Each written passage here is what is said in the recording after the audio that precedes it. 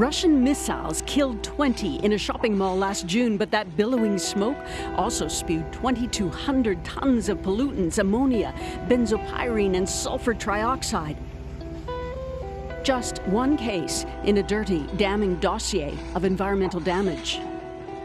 Today we have more than 2,000 cases which was recorded. Environment Minister Ruslan Strelets is on a campaign to ultimately make Russia pay. Russia must be held responsible. Total environmental damage now is more than $48 billion.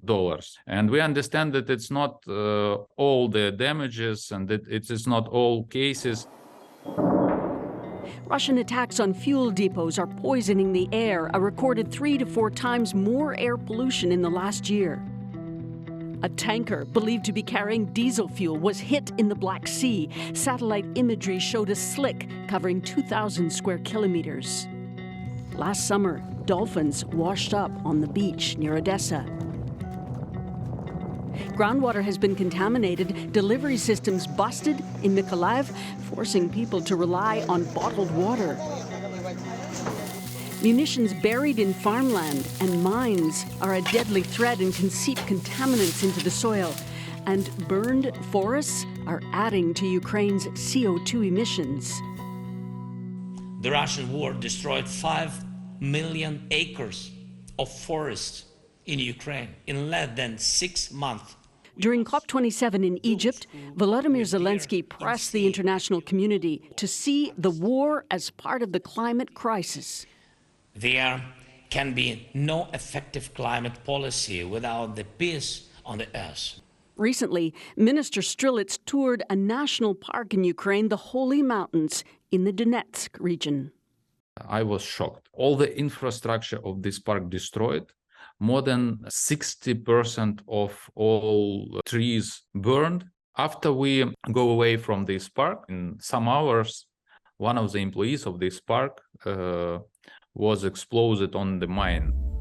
As the war rages, Ukrainian teams are collecting evidence with the same rigor as a criminal investigation, hoping in future to hold Russia accountable. Olena Krivorichkina is a member of Ukraine's parliament and chief coordinator for the operation. In the first days of the war, I realized that war is not limited to the fears of people, but it spreads to every living being.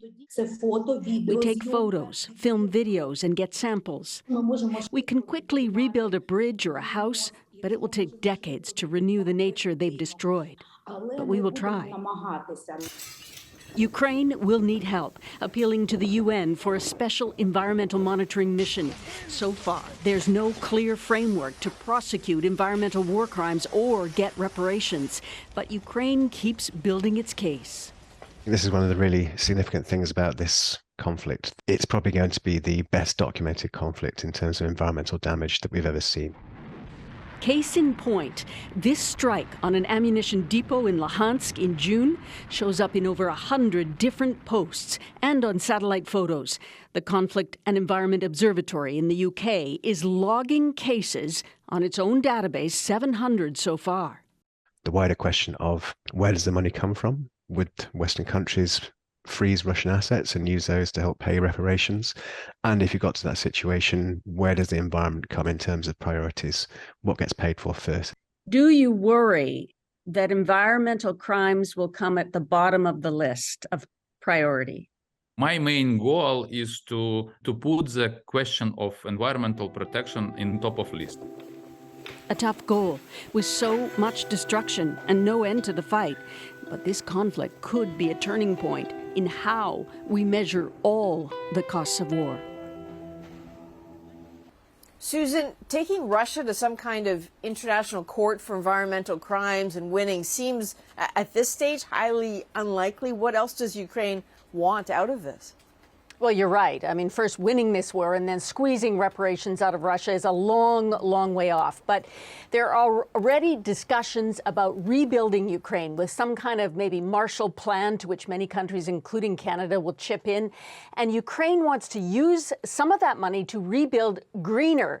You know, its heavy industry was and still is deeply polluting, and the minister acknowledges that. And some of the worst offenders are now destroyed, like that Avestal steel plant in Mariupol. It's gone. So Ukraine is kind of seeding the ground to modernize out of this war, out of the destruction, to develop cleaner technology and to maybe wean itself off Russian fossil fuels.